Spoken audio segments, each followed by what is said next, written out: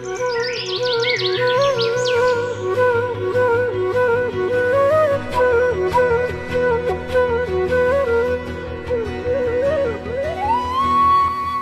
అను నేను, మోనికా అను నిన్ను, మోనికా అను నేను, మైకల్ అను నిన్ను నా భార్యనుగా స్వీకరించి, నా భర్తనుగా స్వీకరించి, నా జీవితకాలం అంతయు నీ ఎడల నమ్మకంగా ఉండునని దేవుని ఎదుట ఈ సంఘం ఎదుట ప్రమాణము చేయుచున్నాను. ప్రమాణము చేయుచున్నాను.